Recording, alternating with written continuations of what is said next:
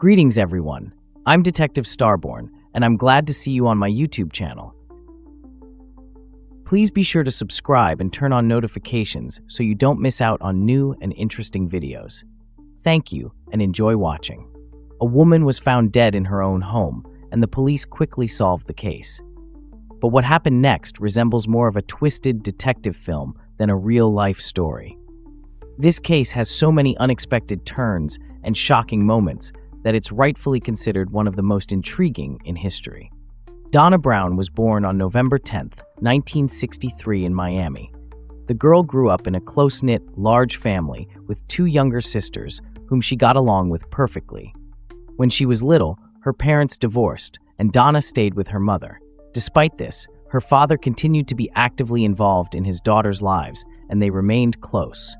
After school, Donnah received medical education and got a job as a surgical assistant at a local hospital. Her colleagues quickly grew fond of her, as she was responsible in her work and was a kind and open person.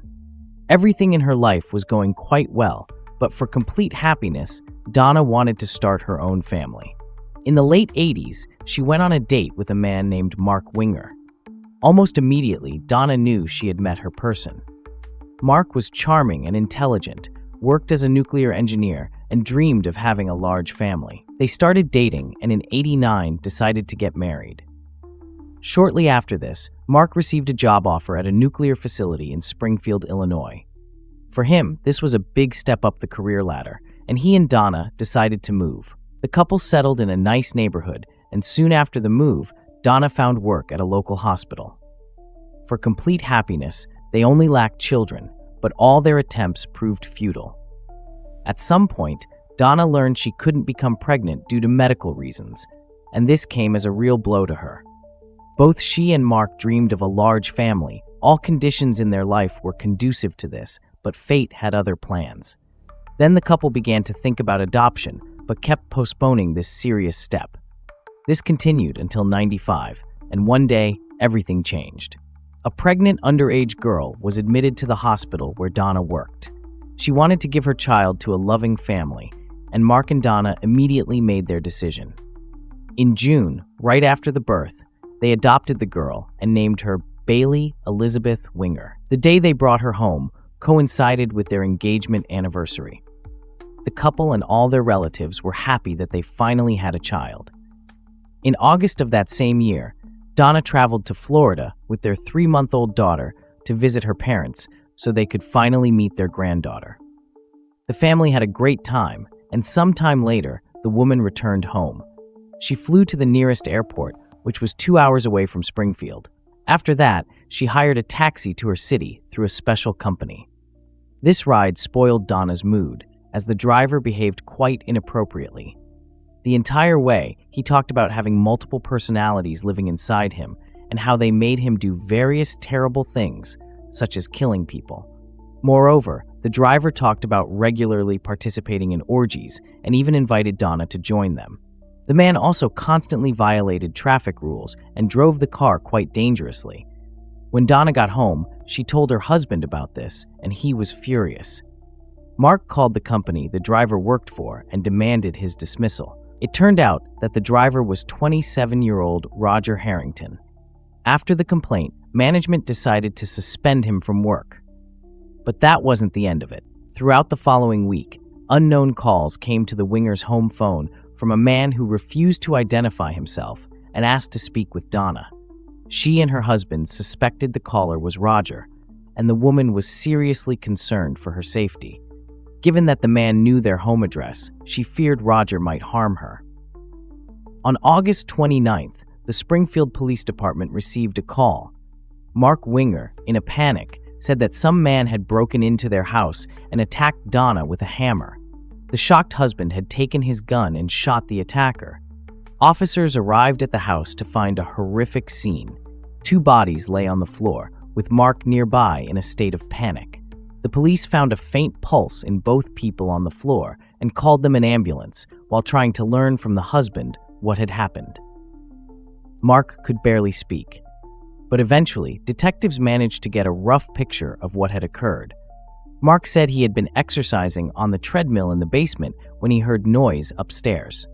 He went up to the first floor and saw that his 3-month-old daughter was lying on the parents' bed, unattended. Going into another room, he saw an unknown man attacking his wife with a hammer.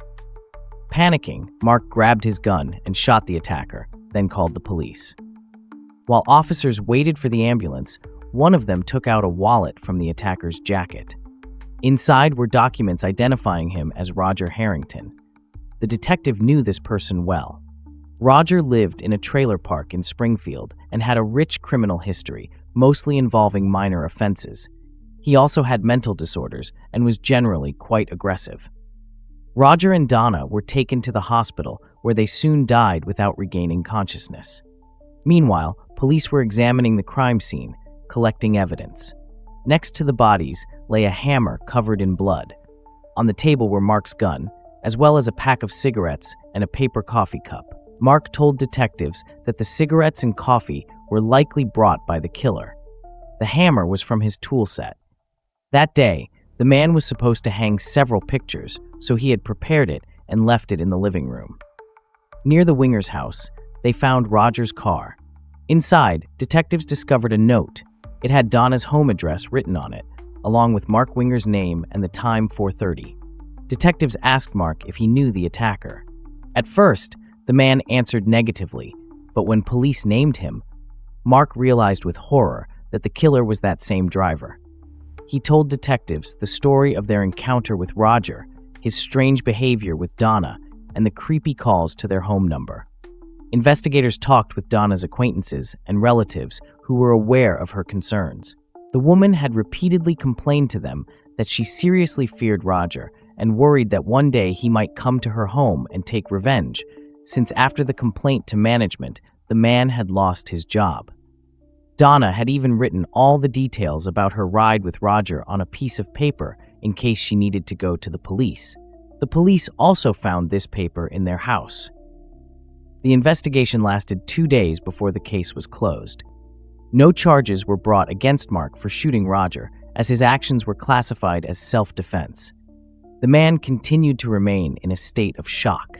His relatives flew to Springfield to support him and help care for his daughter.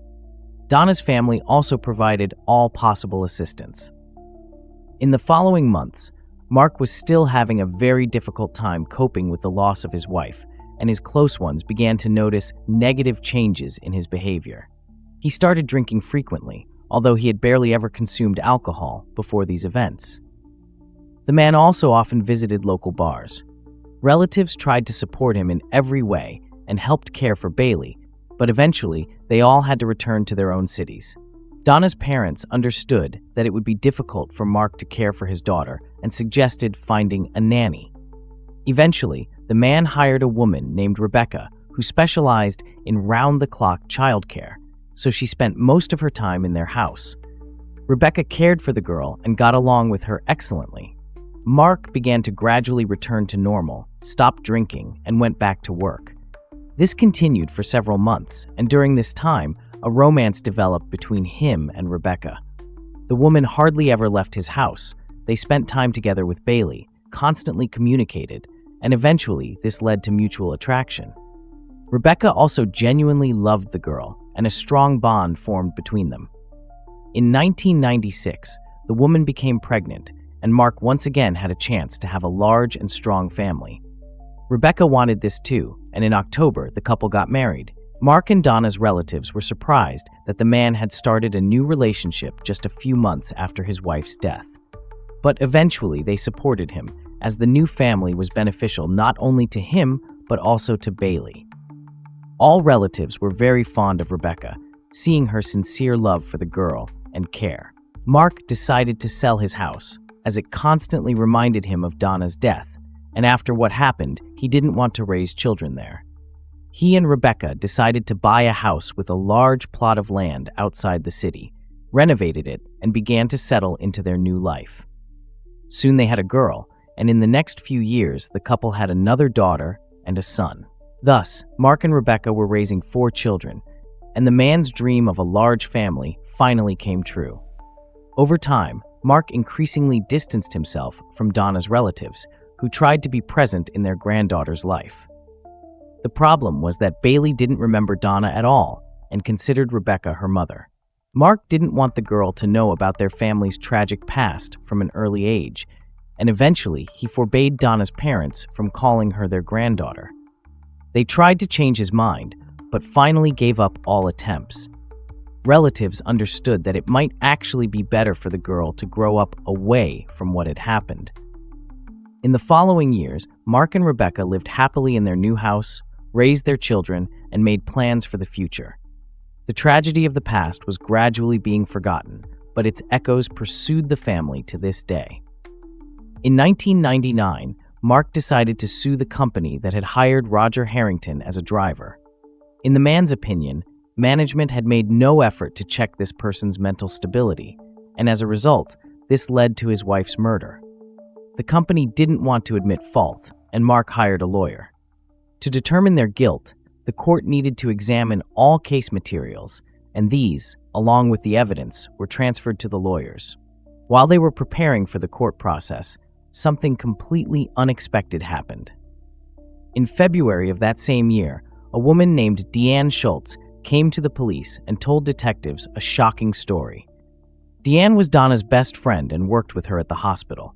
When Donnah had the baby, the woman actively helped her look after the girl. But Deanne's story turned everything upside down. She confessed to the police that she and Mark had been having an intimate relationship, which they had hidden from their spouses for several months. It all started 3 months before Donnah's death, almost at the same time when the couple adopted their daughter. Mark and Deanne met secretly, but this turned out to be just the tip of the iceberg. The woman told detectives that Mark wanted to get rid of his wife to be with her. One day, the man said everything would be much simpler if Donnah just died. Then he began trying to convince Deanne to help him execute a certain plan, but didn't reveal its details. Mark said that Deanne would just need to come to their house, discover his wife's body there, and call the police. The woman thought Mark couldn't be saying such things seriously and was just joking, but he continued to share disturbing things with her. After Donnah complained to him about Roger Harrington's behavior, he told Deanne about it and stated that he planned to set up the driver. The man added that he just needed to figure out how to lure him into the house. A week later, on the day of the murder, he called Deanne and asked if she would love him no matter what. The woman answered, yes. A few days after Donnah's murder, friends and relatives gathered at their house to support Mark. When the man was alone with Deanne, he said, "It seems the police believed me. I did this for us." The woman was shocked, but Mark demanded she not say a word to anyone, and she listened to him. After this, they continued to meet secretly and even exchanged rings, planning to get married in the foreseeable future. But in the following months, Mark started a romantic relationship with the nanny and eventually broke up with Deanne. The woman was devastated. For Mark's sake, she had kept this terrible secret, and in the end, he traded her for another woman. Yet Deanne still couldn't bring herself to tell all this to the police, as she understood that part of the guilt lay with her. Over the next several years, the woman repeatedly attempted suicide, and only after 3.5 years did she force herself to go to the police station. The detectives were in complete shock. All this time, Mark had been considered a victim and even a hero who tried to save his beloved wife from a terrible killer. But Deanne's story changed everything, and the police looked at this case from a completely different angle. Investigators decided to re-examine the evidence, but here they faced an unpleasant surprise. All of it had been transferred to the lawyers who were preparing for Mark's case against the transport company. To reclaim them, they needed time, but some of the case materials remained at the station. These were photographs from the murder scene. The lead detective looked at them and realized with horror that all these years they had missed obvious things. Immediately after the murder, the investigation was quickly terminated since no one doubted Roger's guilt. But now, when the detective first took these photos in his hands, he realized that the position of the bodies absolutely did not correspond to Mark's story. The man had told him that when he entered the room, Donnah was lying on the floor, and the criminal was striking her with a hammer from above. Then he shot him, and Roger fell next to the woman. In reality, his body lay in the opposite direction, and the man physically could not have fallen that way. The detective realized that Mark's story was a lie, and this made him rethink a whole series of moments that now made much more sense. First, no one ever understood how Roger got into the house. There were no signs of forced entry, and Donnah certainly wouldn't have opened the door for him. But if you remember the note inside Roger's car, everything falls into place. It had Mark's name and time on it, which looked like a reminder of a meeting. Recalling Deanne's story, the detective supposed that Mark had invited Roger to their home under some pretext and let him in himself, after which he shot him. Secondly, in Roger's car, they found a knife and several other items he could have used for murder. But he didn't take them with him, and instead used Mark's hammer, which the man had taken out of the closet on that very day and left in plain sight. All this sounded completely illogical if you assume that Roger came to their house with the intention to kill. Moreover, he left a pack of cigarettes and a paper coffee cup on their table. A very strange action from someone who came there to kill. The detective re-listened to the 911 call made by Mark, and here he was shocked again. Mark told the operator that he had shot the attacker once. After this, male unintelligible mumbling could be heard in the background, as if someone was trying to speak. Mark told the operator that his daughter was crying and he needed to go to her, then hung up. However, there was no hint of a child crying on the recording. A much more realistic scenario looked like this. Mark had indeed shot Roger once. Donnah ran in at the sound of the gunshot, and her husband beat her with the hammer. After this, he called the police, and with feigned panic, reported what had happened. Suddenly, Roger regained consciousness and tried to say something, and these sounds were captured on the call recording. Mark lied about his daughter crying, dropped the phone, and shot Roger again. Supporting this version was another fact that investigators had completely ignored. Mark and Donnah's neighbors said during questioning that they heard 2 shots. However, about 5 minutes passed between them. This absolutely didn't match Mark's story, but fit perfectly with the more realistic version in which he was the killer. But that's not all. During the first investigation, which lasted only 2 days, experts didn't even examine the evidence. However, now, when Mark decided to sue the transport company, they hired lawyers and were determined to win this case. The lawyers requested an independent examination of the clothing of all 3 participants in those events. The result spoke for itself. Blood spatter and traces indicated that Mark's story had nothing to do with reality. According to his words, Roger was hitting Donnah with a hammer, yet there wasn't a single drop of her blood on his clothes, not even the tiniest splash. But on Mark's clothes, in contrast, there was plenty of his wife's blood. This directly indicated that he was the one who killed his wife. The police took the evidence from the lawyers and conducted their own analysis, which showed exactly the same result. As a result, the police reopened the investigation, only this time it was about a double murder, with Mark as the suspect. His family was in shock. No one believed that the man was capable of such a brutal crime. Donnah's relatives were skeptical about the suspicions against Mark until they heard everything that the detectives had uncovered. The only ones who had insisted on Roger's innocence from day one were his friends and family members. They were all aware of his minor criminal history, but didn't believe he was capable of murder. Moreover, Roger's neighbor, with whom they shared housing, had initially given the police important information that they had overlooked. Immediately after the murder, detectives questioned the man, and he told them that the day before, Roger had received a call. After hanging up, he wrote down an address, Mark Winger's name, and time on paper. All this looked as though Mark had set up a meeting with him, but the police didn't pay special attention to this. The greatest shock from this whole situation was experienced by Rebecca. She knew Mark as a loving and caring father who had never shown any aggression during their entire life together. She refused to believe that this man could beat his wife to death with a hammer and frame another person. After several weeks of investigation, the police decided to arrest Mark. They detained him right at work, and this case was sent to court. Bail was set at $1 million for the man. He couldn't find such a sum, so he remained in custody while awaiting trial. The process began only 3 years later, in May 2002. All his close ones and even relatives hoped that all this would turn out to be one big misunderstanding, and the court would prove Mark's innocence. None of them was ready for the opposite. His lawyers insisted on the truthfulness of Mark's version. They noted that the crime scene photographs could have been taken after medics moved Roger's body. Given that the doctor's actions weren't documented, it was impossible to prove or disprove such a possibility. Furthermore, the lawyers emphasized Roger's criminal history, his mental problems, and inappropriate behavior with Donnah during the ride. The main witness in this case was Deanne Schultz. By law, she could have been punished for keeping Mark's secret all these years, but the judge decided to grant her full immunity in exchange for testimony. The man's lawyers tried to discredit Deanne in every way. They pointed out that the woman had repeatedly attempted suicide, which could indicate psychological problems. The lawyers also suggested that she made it all up out of jealousy, deciding to take revenge on Mark. The prosecution insisted that the evidence and Deanne's testimony unequivocally pointed to his guilt. As for the motive, the answer lay in the mistress's story. Mark had lost interest in Donnah long before they adopted Bailey.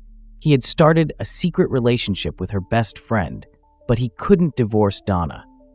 In that case, he would have had to split their expensive house and other property with her, and for Mark, such an option was unacceptable.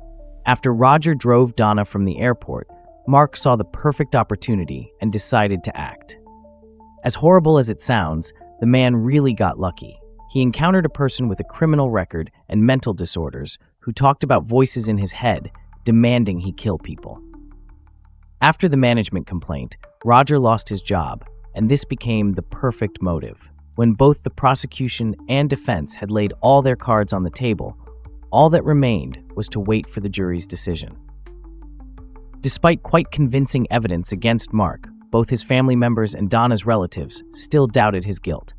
None of them could imagine a loving father and respected community member in the role of a killer. Nevertheless, the jury unanimously found him guilty of double murder. In the end, Mark received life without the possibility of parole, and Roger was posthumously exonerated. Rebecca couldn't believe that her husband had actually killed Donnah.